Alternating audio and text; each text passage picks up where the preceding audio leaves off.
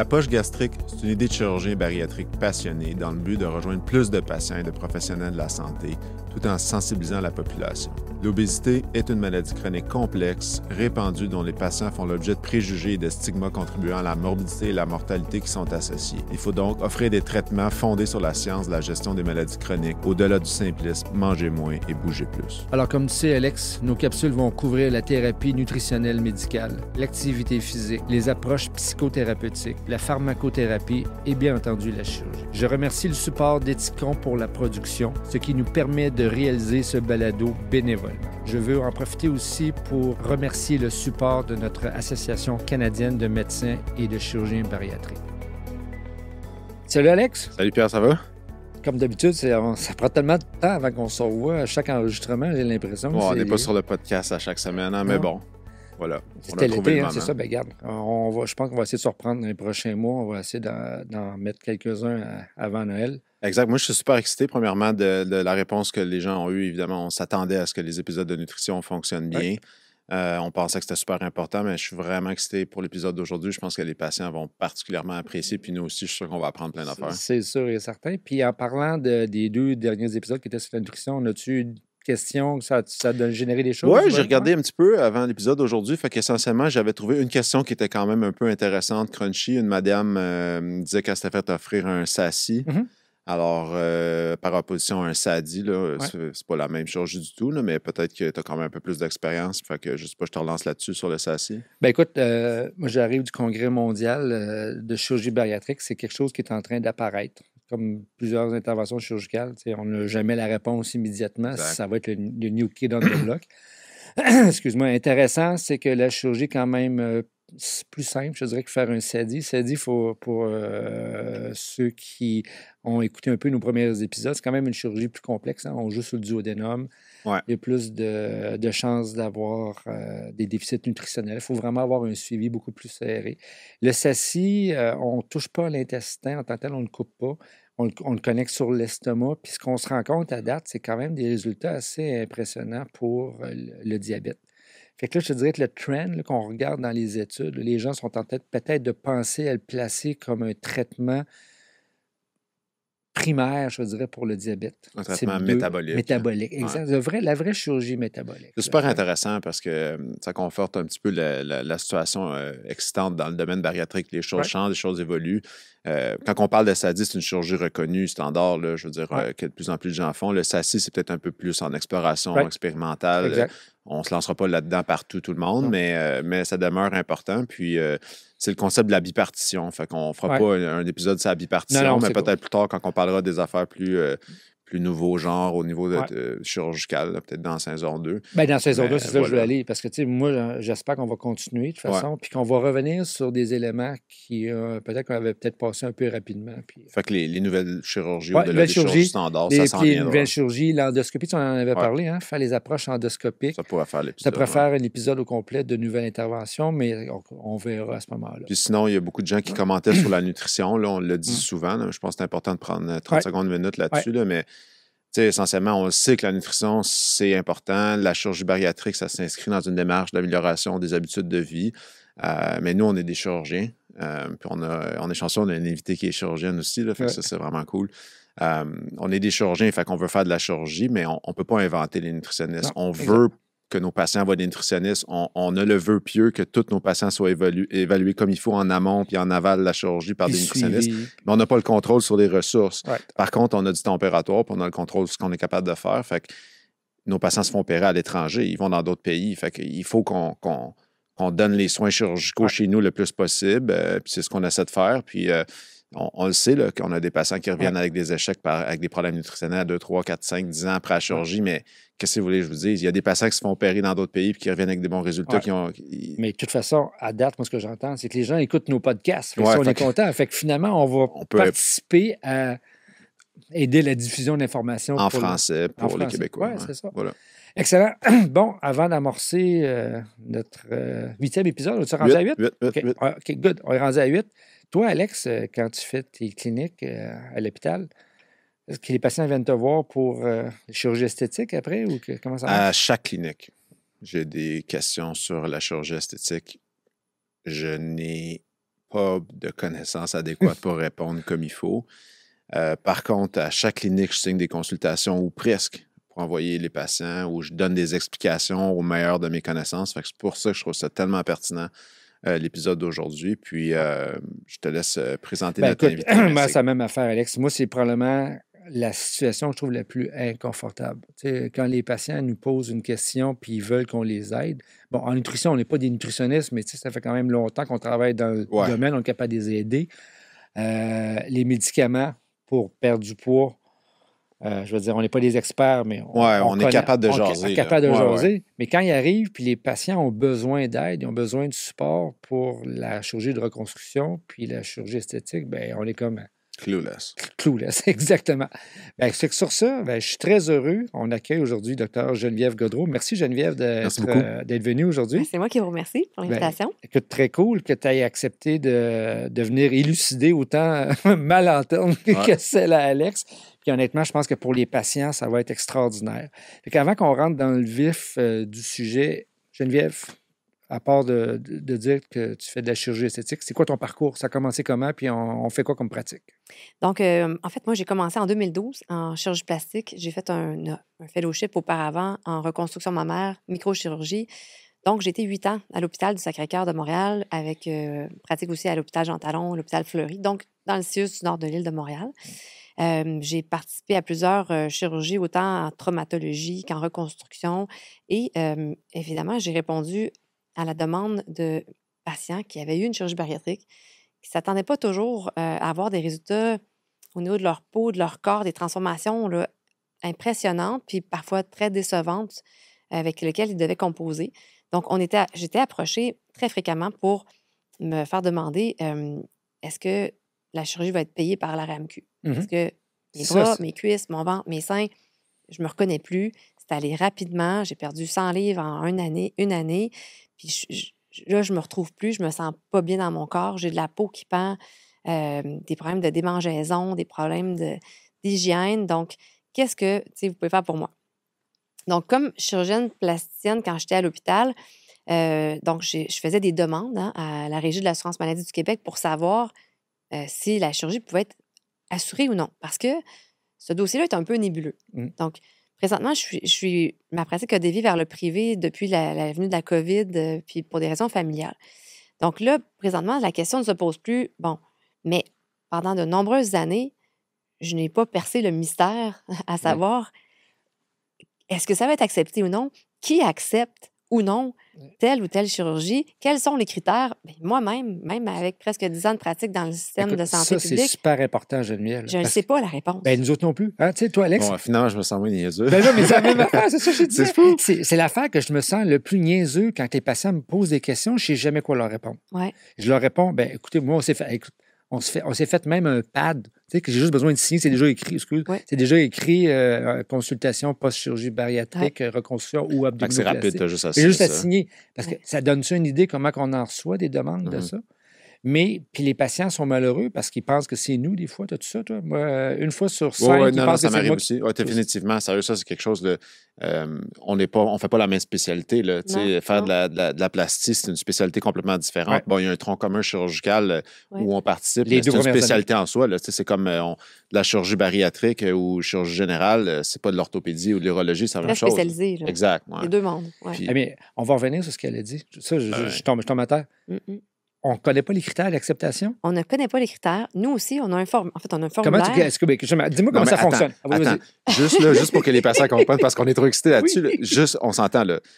On s'entend qu'il y a un système public, il y a un système privé. Mais là, on parle du système public. Fait que là, le patient vient me voir, il me dit qu'est-ce que ma reconstruction, c'est pas toi qui fais ça? Oh non, c'est pas toi qui fais ça. OK, parfait, OK, c'est beau. Pouvez-vous me référer? Vous me référez. Fait que là, il faut qu'un médecin vous réfère. Ça n'a pas nécessairement besoin d'être un chirurgien, mais comme n'importe quelle consultation dans le système public, il faut qu'il y ait un médecin qui nous demande. Bon, maintenant, il y a des infirmières cliniciennes, là, mais mettons l'histoire classique.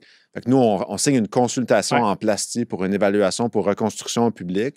Bonne chance de trouver quelqu'un pour te voir.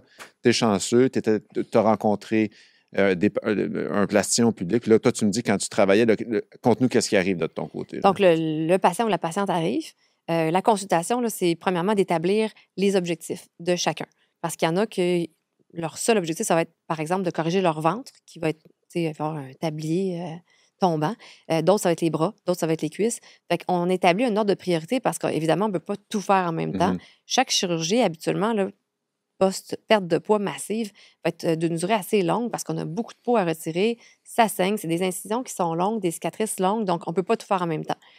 Mais, lors de la consultation initiale, on établit un petit plan de traitement, mais on ne sait pas si ça va être assuré par la RAMQ. Mais qu'est-ce que tu remplis? Qu'est-ce que tu envoies?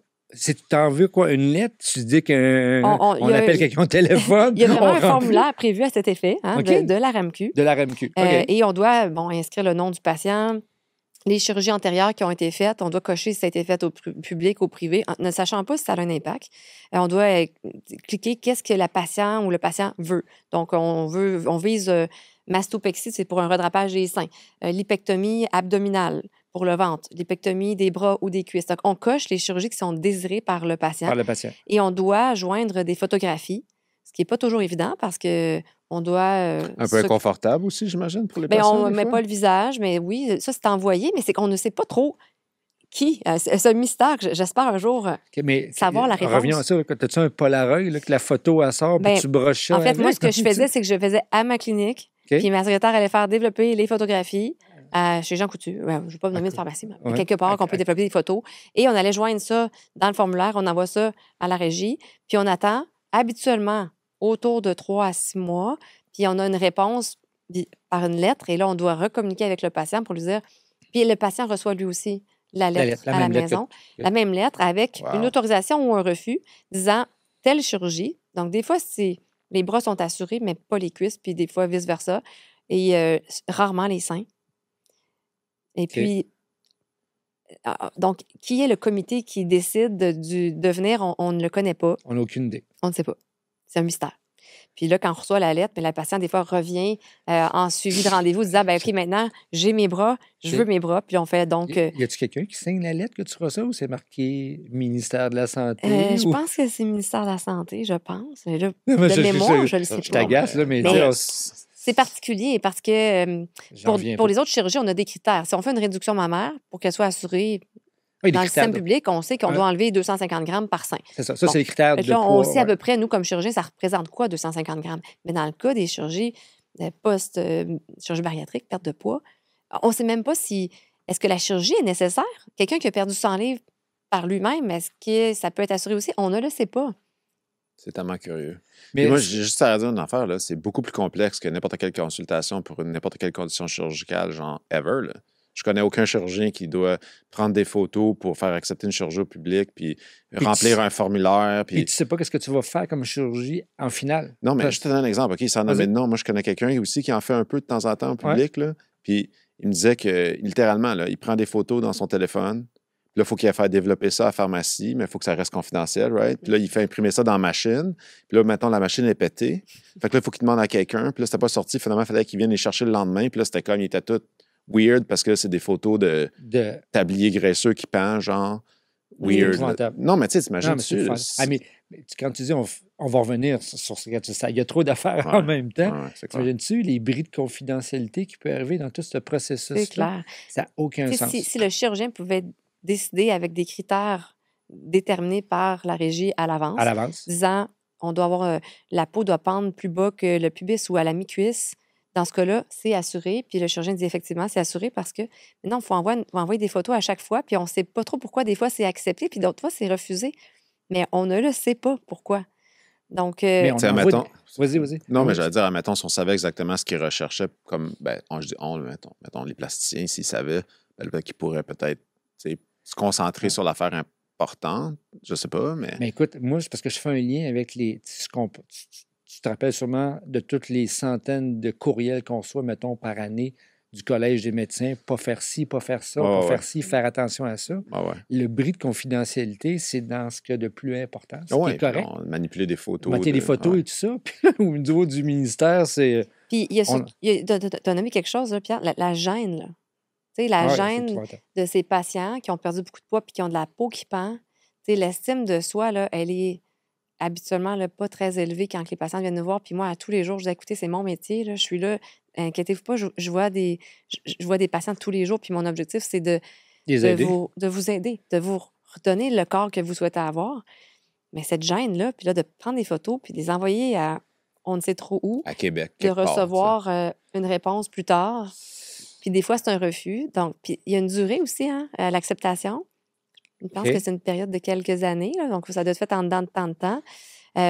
Puis des fois, il y a des variables. La lipectomie abdominale, les gens me disent, ben moi, je veux une abdominoplastie, mais j'ai ma lipectomie qui est assurée. Fais une pause, parce que c'est la différence, il faut que tu expliques la différence entre la lipectomie abdominale et l'abdominoplastie.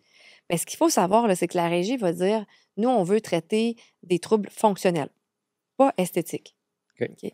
Alors, la personne qui a perdu beaucoup de poids puis qui se plaint de son tablier graisseux qui pend sur ses cuisses, bien, c'est ça l'objectif de la régie, c'est de dire on veut couvrir ces chirurgies où est-ce quand il y a une atteinte vraiment de l'hygiène, de l'habillement. Donc, le but, c'est d'enlever le rouleau qui pend. Okay. Ça, c'est la lipectomie abdominale. Okay. Donc, en principe, le nombril n'est pas obligé de toucher, c'est d'enlever ce qui dépasse. Je comprends. C'est pas très esthétique, mais ça aide beaucoup de gens qui sont vraiment incommodés par ça puis que le reste ne les dérange pas. Mais si une personne vient nous voir et dit « je veux un beau ventre, je veux corriger l'écart entre mes muscles », parce que comme lors d'une grossesse, ben, quand il y a une grande prise de poids, ça peut arriver qu'il y ait une diastase qui se crée entre les muscles grands droits. Puis pendant l'abdominoplastie, on va aller soulever la peau jusqu'au rebord des côtes.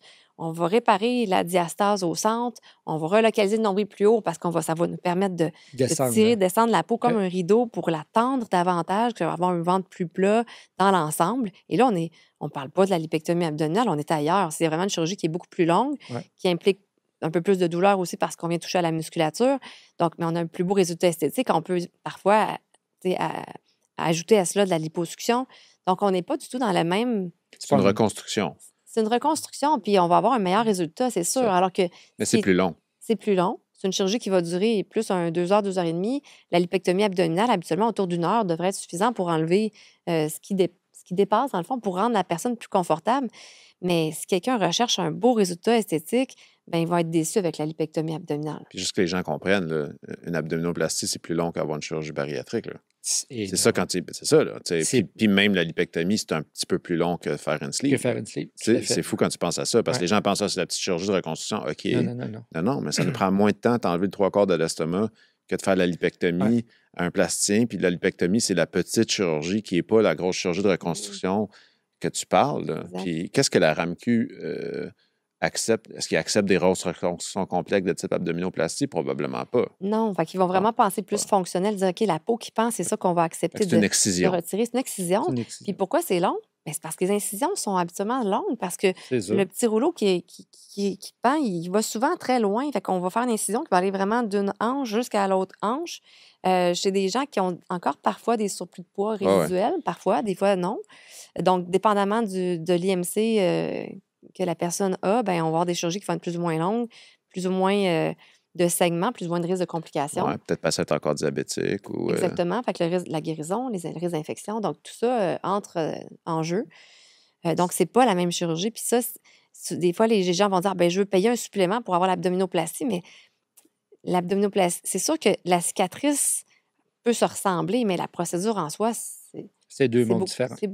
Mais tu peux-tu être accepté pour une lipectomie au public puis payer un supplément pour avoir la grosse chirurgie au public? Bien, dans le système actuel, comme les listes d'attente débordent, c'est pas quelque chose qu'on encourage à faire. Exact. Si quelqu'un veut une abdominoplastie, moi, j'encourage la population à aller au privé complètement, puis ça coûtera pas beaucoup plus cher que d'avoir un supplément à l'hôpital, parce que la lipectomie abdominale, à un moment donné, je pense que c'est pas bien vu par les hôpitaux. C'est pas exactement. Je ne veux pas embarquer dans tout ça. Parce que, non, mais de toute façon, elle l'a dit, c'est clair. Le RAMQ paye pour un problème fonctionnel et ne veut pas se lancer dans l'esthétique de la reconstruction. Je pense que c'est ça. Non, mais un message que je pense qu'il est nécessaire de donner à la population, puis même à notre clientèle chirurgicale, c'est que de façon générale, dans les hôpitaux, les CIUS, les CIS, le fait de combiner une chirurgie public avec privé n'est pas quelque chose c'est pas quelque chose qui est encouragé. Qui est encouragé, puis même...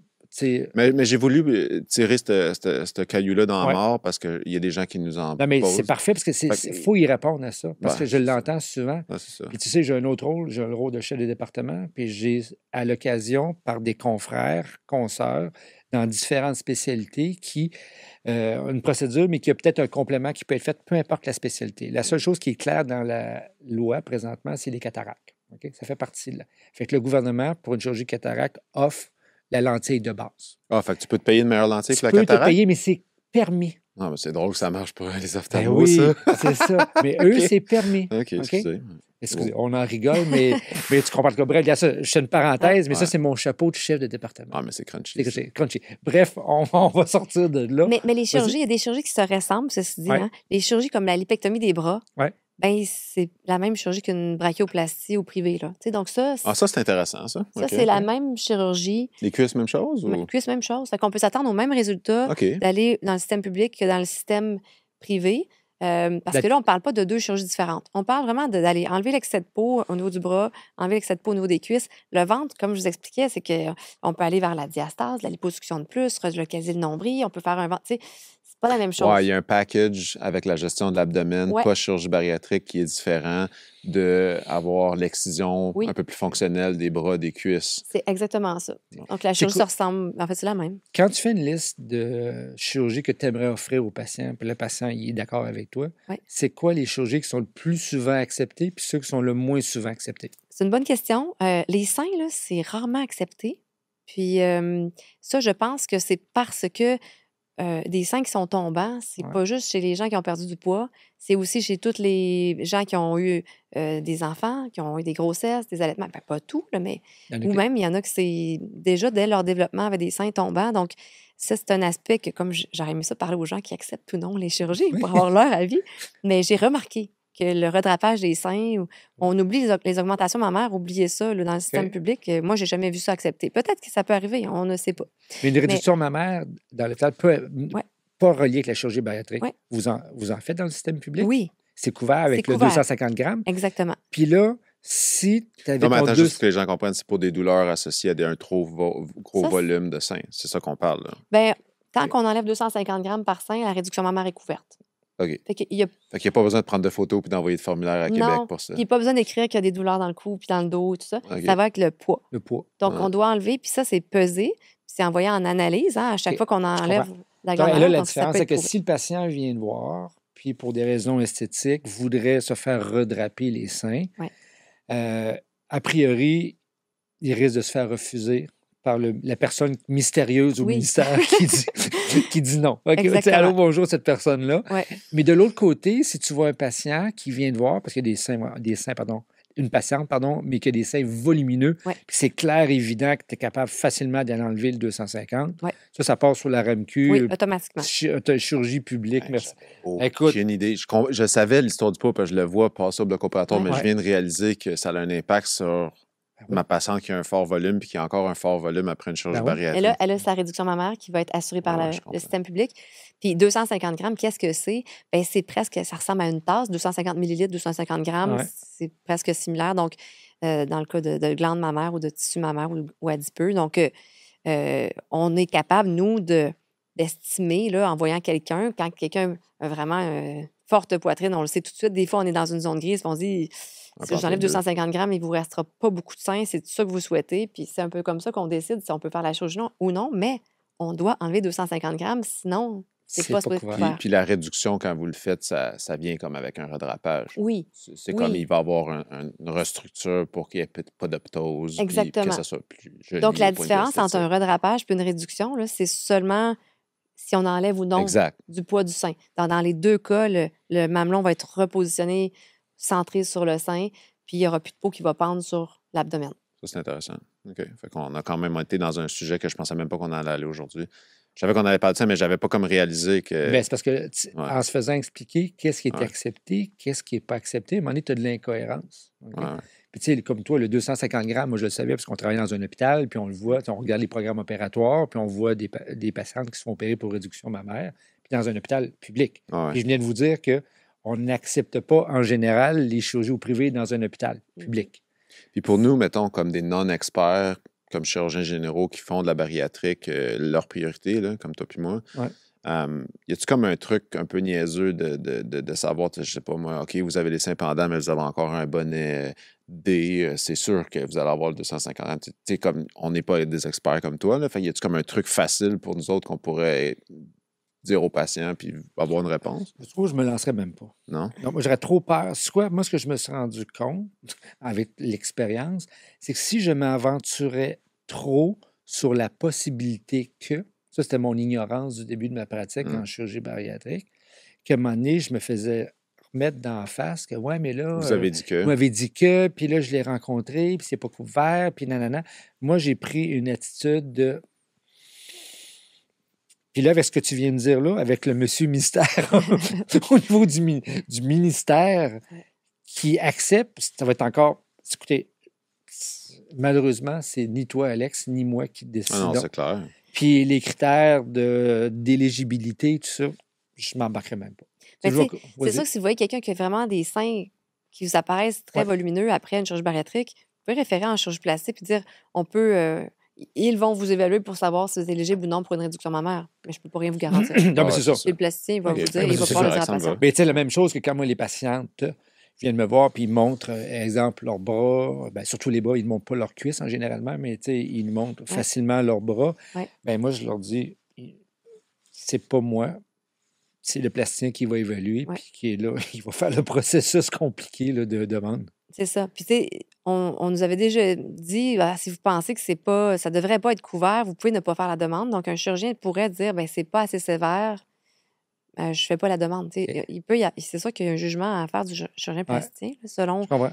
c'est autant pour le ventre, les seins, les bras, les cuisses, mais c'est les régions habituellement qui vont être, OK. qui vont être adressées. Là. Mais écoute, Alex, juste pour te dire, là, ça fait quoi? Ça fait 27 ans que je fais de la chirurgie bariatrique.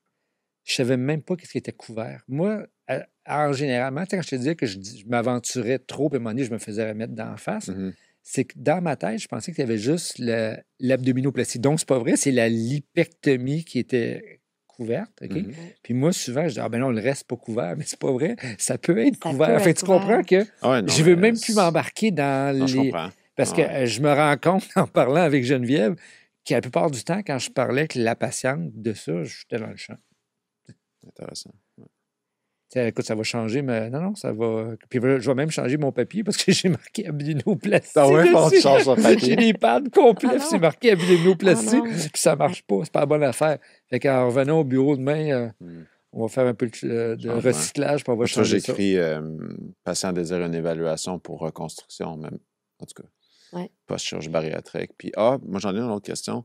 Est-ce que quand tu faisais du public, puis peut-être maintenant, est-ce que ça change quelque chose, mais est-ce que tu as peur des patients fumeurs pour des abdominoplasties? Jamais. Ouais, c'est Donc, ça. vraiment, tu sais, 6 semaines d'arrêt complet, tout ce qui est tabagisme, nicotine, Vapotage? vapotage, même chose. Ouais, Parce moi que, aussi, je suis assez sévère. tu sais, on va soulever la peau, on a des grandes incisions. C'est démontré là, que la nicotine va vraiment faire une constriction des vaisseaux sanguins, diminuer l'apport de sang à ta cicatrice, à ta guérison. Donc, les gens qui essaient qui ne respectent pas la consigne, là. Se mettre dans le trouble. Mais qu'est-ce que ça Vraiment. fait, ça, de ne pas avoir un aussi bon vaisseau sanguin au niveau de Ouais, ta ben, cicatrisation? en fait, ce que ça peut faire, c'est que dans toutes les chirurgies que l'on fait, là, comme par exemple dans un redrapage mammaire, réduction mammaire, on va aller soulever de la peau. Abdominoplastie, on soulève de la peau. Dès qu'il y a de la peau qui est soulevée, ben, la peau, elle va survivre par un apport de vaisseaux sanguins qui arrive de côté, mais qui est diminué parce qu'on a coupé des petits vaisseaux autres. Donc, quelqu'un qui fume une cigarette, pendant quelques heures, la circulation qui est diminuée de moitié, ben, ça va moins bien guérir. Ça peut faire même nécroser la peau. Fait qu'on peut avoir vraiment des zones de peau qui meurent.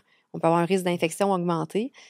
Donc, je dis toujours aux gens, si vous ne pouvez pas arrêter de fumer ou la nicotine et tout ce qu'on vient de nommer, vous êtes mieux de ne pas vous faire opérer C'est ça. que de risquer d'avoir une chirurgie puis d'être des mois durant au CLSC à faire des changements de pansement pour que tout guérisse. J'ai une question crunchy. Oui. Est-ce que toi ou les chirurgiennes plasticiennes et ou les plasticiens vont même jusqu'à faire des tests sanguins? Il y en a qui en font. Hein, même le jour de la chirurgie, ils vont tester pour voir s'il y a un taux de Ouais. nicotine. Je ne vais pas jusque-là, mais je documente très bien dans mon dossier. Puis je le dis aux patients, je l'écris, là, que je vous ai vraiment conseillé de tout arrêter. Puis par la suite, c'est des complications. Écoute, Je ne peux pas contrôler la vie de tout le En monde. fait, Pareil, toi? j'en fais pas, mais c'est une discussion qu'on a Ouais. eue juste avant de Moi, je partir. fais des carboxyhémoglobines Écoute, régulièrement. on en a discuté justement avant de partir pour le congrès des FISO là, avec mon équipe d'infirmières. On s'est dit, est-ce qu'on va jusque-là? Nous, on le Fait que fait. Vous le faites? Bien, on fait pas des carboxyhémoglobines de routine. Là. Non, mais je donne un exemple. Là. Quelqu'un qui me dit qu'il fume pas puis il sent le tabac, dans son bilan pré-op, je vais mettre une oui, mais ou quelqu'un qui me dit, oui, j'ai arrêté de fumer, j'arrête de fumer, ou ça dépend du contact. OK? On fait pas de routine, mais j'utilise ça, puis ça m'est arrivé régulièrement. Moi, ça fait 6 ans là, à peu près que je t'en pratique. Puis ça m'est arrivé régulièrement d'avoir des carboxyhémoglobines positives. On rappelle les patients, puis on les rappelle, puis on dit, regardez, là, votre carboxy est positive. Ouais, mais là, genre, mon chien fume dans la maison, tu sais, là. Ouais, mais OK, mais il va falloir que vous dites à votre conjointe d'aller fumer dehors, si c'est ça, ou sinon, vous, gardez, arrêtez, parce que si je détecte une carboxyhémoglobine positive, ou on teste un test à la nicotine, c'est un peu plus complexe, je pense. Là, la nicotine, là, je parle un petit peu à travers mon chapeau, mais nous, on utilise beaucoup la carboxyhémoglobine, mais c'est pas un test qu'on fait à tout le monde. Mais sérieusement, pour nos patients, là, ce que tu viens de dire, là, c'est vrai pour votre ligne d'agrafe sur l'estomac. Fait que si vous fumez à coule, quand la plomberie coule, vous êtes dans le chenoute.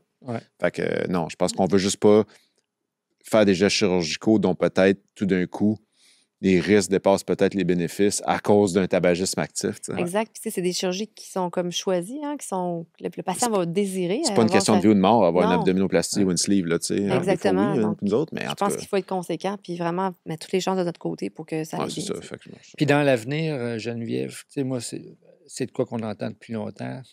Est-ce que tu crois que je devine la réponse, mais que le ministère va ouvrir plus d'offres de services par rapport à ça? Ils vont continuer à maintenir l'obscurité totale pour finalement contrôler? Parce qu'on ne sait même pas. C'est-tu un quota par année qu'il y a? C'est ça qu'on ne sait pas. On ne le sait pas. On ne le sait pas. Puis, des fois, comme on l'a déjà dit, là, des fois, il y a la lipectomie des bras est acceptée, mais le ventre est refusé. Fait que des fois, j'ai des patientes qui arrivent au privé et me disent, ben mes bras sont acceptés, je vais en les faire à l'hôpital à tel endroit. Puis, j'aimerais ça que vous fassiez mes cuisses ou mon ventre parce que ça a été refusé. Fait que vraiment, c'est nébuleux. Puis, il y a une genre de frustration là, qu'on ressent parce que les patients disent « Hey, on ne m'a pas nécessairement dit que quand je maigrirais, j'aurais autant de peau. Puis, ma chirurgie bariatrique, elle est payée par la régie. Mais après ça, on nous laisse dans le néant puis on ne paye plus le reste. Donc, on ressent cette frustration des patients. Je pense que c'est bon qu'on en parle parce que ça ne veut pas dire que ça a une chirurgie bariatrique que ça va tout être payé par après. On ne sait pas pourquoi. C'est pas notre faute aux chirurgiens. Nous, on est régi selon le ministère. Il y a des normes, il y a des décisions qui sont malheureusement à notre insu. Mais ça, ce que tu viens d'amener comme point, c'est super important parce que l'histoire de la perte de poids, on essaie de l'amener le plus souvent comme discussion en préopératoire. Mais moi, tu vois, suite à notre podcast de ce soir, je pense que c'est quelque chose qu'on va essayer. On essaie toujours de s'améliorer après chacun de nos podcasts. Là. C'est quelque chose qu'on va essayer peut-être de mieux faire, c'est donner encore plus d'informations. Mais l'autre affaire aussi, c'est que honnêtement, pour nous, on en a parlé avec Alex tantôt, les podcasts, on les fait principalement pour informer les patients. Je suis super content que tu aies accepté d'être venu ce soir et de donner toutes ces explications-là. Puis je suis sûr que ça peut aider aussi des médecins de famille, tu comprends? Parce qu'il y a plein de médecins de famille qui se font demander l'exacte même chose parce qu'ils n'ont pas vu leur chirurgien ou c'est pas nécessairement facile d'avoir un chirurgien ou le patient il se fait opérer au Mexique, en Tunisie, en Turquie, whatever. Puis la question se pose encore quand même, je veux dire... Mais tu vois, l'élément, je pense, qui va être le plus important à véhiculer suite à notre podcast à soir, là, puis moi, je pense que je vais travailler avec notre équipe par rapport à ça, c'est que de signifier qu'une chirurgie bariatrique risque potentiellement d'amener... Il va y avoir une perte pondérale, c'est ce que toi et moi on veut, mais qu'il va y avoir une modification au niveau corporel. Malheureusement, cette modification corporelle-là, des fois, nécessite une reconstruction, mais que cette portion-là... Ça peut être comme dans le formulaire d'acceptation de la chirurgie, les risques. Là, ça peut faire partie de... C'est là que je m'en allais. Tu comprends ce que je veux dire? Une insatisfaction par rapport aux résultats esthétiques sur la peau pendante, ça peut être entre guillemets inclus dans... tout ce qu'on explique dans les choses que le patient doit accepter. Oui, parce que nous, on fait faire des formulaires. Moi, je suis un peu là-dedans en transition. Là. Moi, je m'en suis fait un, il n'est pas encore accepté par l'hôpital, là, mais puis il y en a qui perdent beaucoup de poids, puis que finalement, ça ne paraît pas beaucoup au niveau de la peau, que la peau se resserre, puis qu'on se dit, c'est là que je m'en allais. Magnifique. C'est magnifique. Alors, étant donné que tu es l'experte. C'est qui ces patients-là? Il faut qu'ils fassent quoi? Non, mais c'est ça. Parce que, tu sais, moi, tu te fais me poser les mêmes questions. Hey, doc, si je vais au gym à tous les jours, je vais avoir un meilleur résultat. Faut-tu que je perde plus vite? Faut-tu que je perde moins vite? Faut-tu que je perde plus vite? Alors, Geneviève, c'est quoi les patientes, c'est quoi les critères, les facteurs qui vont faire qu'un patient, entre guillemets, je vais dire, c'est pas le bon mot, ça se dit mal, mais il va bien maigrir de façon esthétique? C'est quoi juste les critères de voir, sans rentrer dans le textbook au complet? Je pense que c'est plus génétique. Hein? Ceux qui ont une bonne peau, là, puis que la peau est plus élastique, elle va se redraper. Puis je pense que c'est un coup de chance. On ne peut pas nécessairement le prédire. Fait que des fois, j'en ai des jeunes qui ont perdu beaucoup de poids puis qui ont beaucoup de peau qui pendent. Puis j'ai d'autres jeunes qui sont... Hey, leur ventre, on dirait quasiment pas. Puis c'est pareil pour les grossesses. Il y en a qui ont des grossesses gemellaires, puis ils reviennent avec un petit ventre, un petit peu de lousse sans plus, puis il y avait le ventre jusque-là. Fait que c'est dur de le prédire. Est-ce qu'on peut perdre plus lentement, plus rapidement? Je suis même pas certaine que ça a tant un impact. Puis les gens qui veulent aller au gym pour dire hey, je veux resserrer ma peau, bien la peau, c'est pas un muscle. Fait que même si on fait des poids, ça va c'est comme développer l'élasticité naturelle. Oui. Fait que la musculature en dessous peut nous aider à avoir une plus belle forme de bras ou de cuisses ou de fesses, parce que c'est des muscles qui, eux, on peut travailler. Malheureusement, la peau, c'est de la peau, puis on peut pas la changer. Ouais. Puis quand on vieillit, ben on vient tout avec de la peau qui est plus lousse. Puis il y en a qui ont une bonne génétique, puis on leur dit, mon Dieu, ça fait de l'air jeune, vous avez 60 ans, puis je vous en ai redonné 40, parce qu'ils n'ont pas beaucoup de plis, puis ils ont une belle peau. Fait que puis d'autres que, tu sais, on vieillit tous différemment. Puis après une perte de poids, je pense que les gens évoluent différemment aussi. Mm-hmm. Donc, c'est difficile à prédire. C'est sûr que si on passe là, d'un IMC très élevé à très bas, ben, il faut s'attendre à ce qu'il y ait vraiment de la laxité de peau en excès. Puis je pense que les gens sont mieux de prédire le pire. Puis si ça évolue mieux, tant mieux.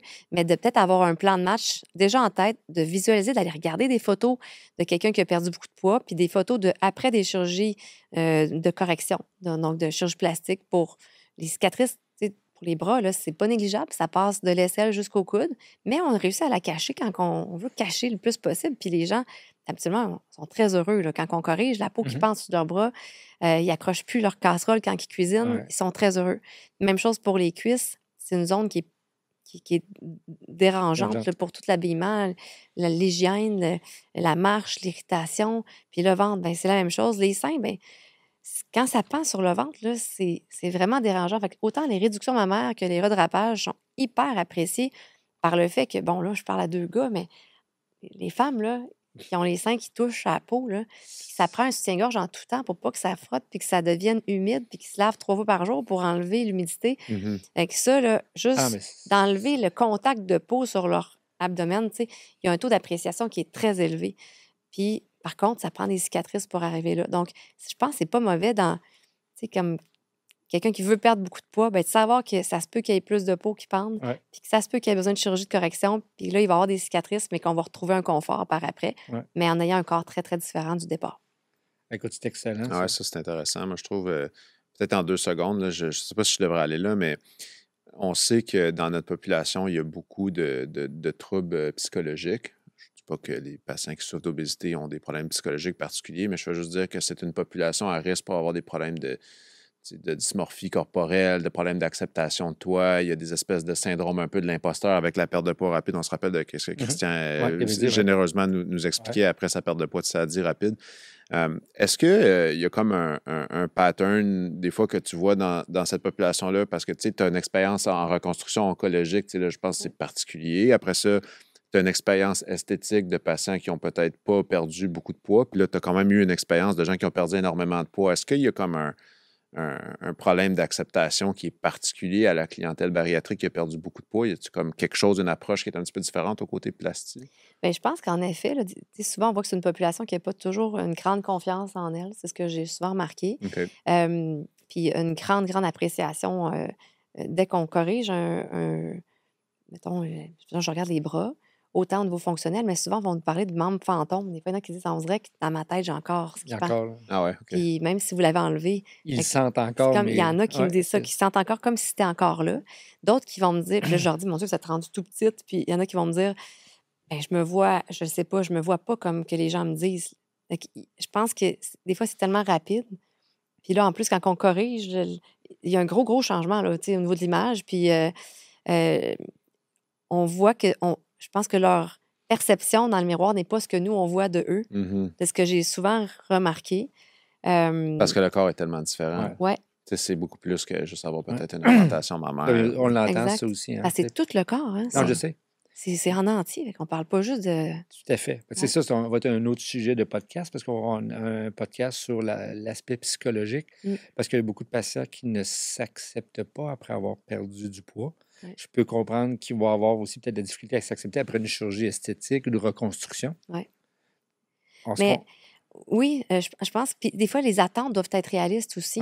parce qu'il y a des cicatrices, puis parce que des fois, la peau là, est tellement laxe que des fois, on ne sait plus où s'arrêter, puis on se dit, ben là, tu sais, la fesse qui tombe, il n'y a pas tant de solutions là, miracles, on peut remonter un peu, mais je ne la conseille peut-être pas, cette chirurgie-là, pour XX raisons. Fait que des fois, on n'est pas des magiciens. Ouais, Non, mais ça, c'est important, ça. Ouais. Je pense qu'il faut que le message passe aussi de ton côté. Ouais. C'est que le résultat n'est peut-être pas toujours aussi wow, parfait, Ouais. que ce que le patient peut imaginer. Ouais.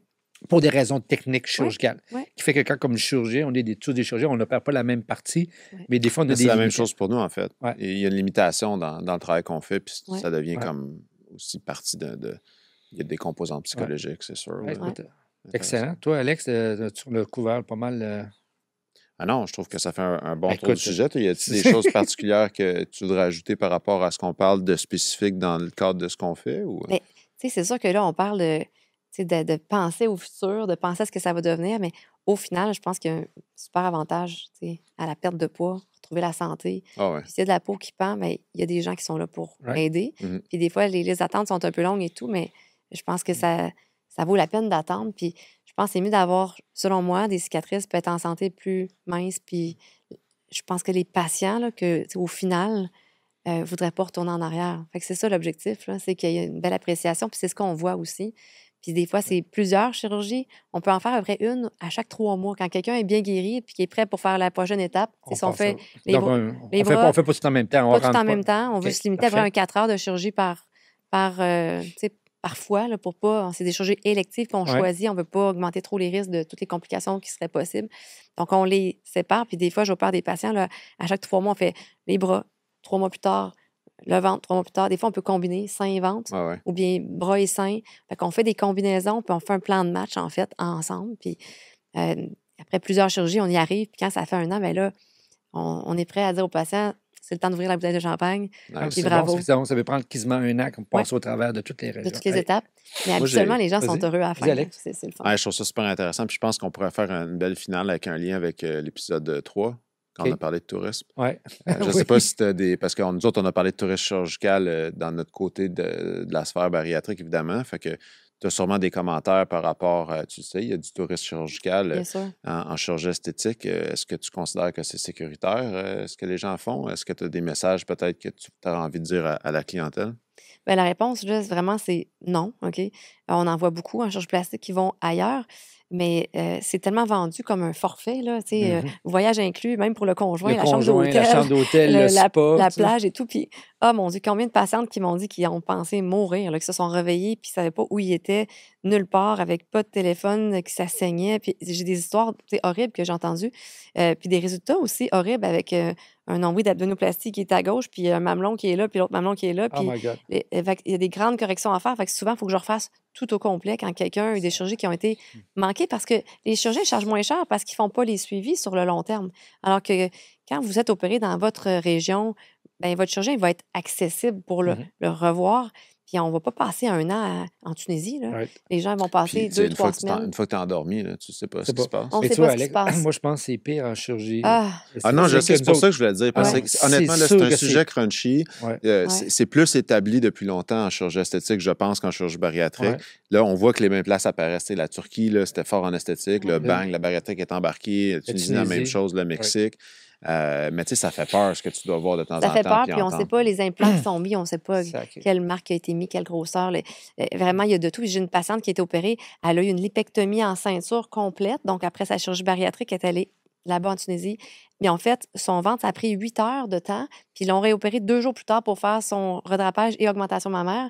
Puis 2 chirurgies à 2 jours près. Moi, je parle de 3 mois d'écart avec chirurgie de 4 heures maximum. C'est carrément là, c'est des chirurgies de 8 heures dans 48 heures. Le mardi, puis un autre 4 heures le jeudi, puis vous repartez à la maison une semaine après. Pas des et le résultat, tout croche. Donc, vraiment, je dis pas que c'est toujours comme ça. Il y en a qui ont eu des bonnes expériences. Tant mieux. Puis il y a des super chirurgiens là, qu'on connaît dans différents pays. Mais si quelqu'un veut y aller pour un chirurgien qui l'aime, qui voit ses résultats avant-après, mais informez-vous, c'est qui va vous opérer? Puis combien de temps vous allez rester à l'endroit pour qu'il y ait un suivi approprié? Puis si 1 mois plus tard, vous avez des points de suture à faire enlever parce qu'ils ont mis des points non fondants, bonne chance pour trouver quelqu'un qui va vous les enlever parce que c'est pas évident. On n'a pas des plages horaires, nous, d'urgence pour des chirurgies qui ont été faites à l'étranger. Bonne chance pour te trouver un suivi au public en plastique après ta chirurgie esthétique. Alors que tout le monde est débordé. Il faut... Écoute, on a vraiment bien avancé. J'avais une question que j'ai oublié de te poser au début. Bien sûr. Chirurgie plastique ou chirurgie esthétique? Non, mais c'est une question. Bien, c'est une excellente question parce que la chirurgie plastique, là, c'est un diplôme qu'on obtient. Hein? C'est une spécialité du Collège royal du Canada. Ouais. Comme moi, on a chacun nos diplômes. Ouais. Toi, c'est marqué chirurgie plastique. Puis souvent, c'est marqué chirurgie plastique et esthétique. Mais ça ne sera jamais marqué chirurgie esthétique seule. Donc, il y a des chirurgiens ou des médecins de famille ils peuvent dire qu'ils font de la chirurgie esthétique, mais ils ne pourront jamais dire qu'ils font de la chirurgie plastique. Ah! Donc, là, la subtilité. Donc, si vous voyez chirurgie esthétique sur un site web, ça vaut la peine de voir c'est quoi la spécialité. Parce qu'il peut y avoir des ORL qui font de la chirurgie esthétique, des ophtalmologistes qui font de la chirurgie esthétique, des chirurgiens généraux qui font de la chirurgie esthétique. Donc, si vous voulez vraiment un chirurgien qui a sa formation en chirurgie plastique, il faut rechercher le diplôme en chirurgie plastique et esthétique. Ah, c'est un bon point. C'est parce que je pense que les gens ne comprennent pas que ou ils ne savent peut-être pas sans comprendre, ils ne savent pas, mais il y a un doctorat en médecine, puis après ça, il y a une spécialité chirurgicale. Toi, tu es chirurgien plastique. Nous, on est chirurgiens généraux. Exact. Puis toi, tu as développé un intérêt particulier pour l'esthétique sur une fondation de chirurgie plastique qui est bien différente de si je me lançais dans de la chirurgie esthétique, je ne serais jamais plasticien. C'est exactement ça. Puis il n'y a pas de mauvaise réponse. Hein? Quelqu'un, mettons que tu développes un intérêt pour ça, puis tu veux faire une portion de ta pratique en chirurgie esthétique, bien, tu vas aller chercher la formation nécessaire pour pouvoir l'exécuter. Donc, c'est un peu ça. Puis nous, notre base, bien, on voit de tout dans notre formation, comme toi, tu vois de tout, mais en chirurgie générale, nous, c'est en chirurgie plastique. C'est des domaines qui sont très vastes. On parle de la chirurgie bariatrique, mais... on s'entend. Non, mais c'est complètement différent. Sous-spécialité dans chacune des on pourra en parler pendant des heures. Écoute, c'est pas la même chose, c'est ça. Geneviève, un gros merci. Ça me fait vraiment plaisir. Gros merci, honnêtement. Moi, je suis super content. Super content. Moi, ça tu veux peut-être en 2 secondes plugger ton podcast? Toi, tu travailles quand même aussi un petit peu... Bien, en fait, c'est intéressant quand vous m'avez demandé de venir. Je fais déjà de la radio à cnv.ca. Donc, toutes les semaines, j'ai un petit podcast les vendredis matin à 8h15 qui est diffusé sur ma page Facebook Dr Geneviève Gaudreault. Donc, si ça vous tente d'entendre d'autres sujets, allez regarder ça. Ça va être plaisir. Ça. Écoute, excellent. Voilà. Écoute, un gros merci, Geneviève. Puis, Alex, j'espère que ça prendra moins de temps que les 2 mois d'été que ça a pris là. C'est bon, à la prochaine. On va finir par l'avoir avec une séquence plus rapide. Hey, merci à tout le monde. Salut là. Salut tout le monde. Merci. Ce balado est disponible sur toutes les plateformes audio et suivez-nous sur notre chaîne YouTube et Facebook.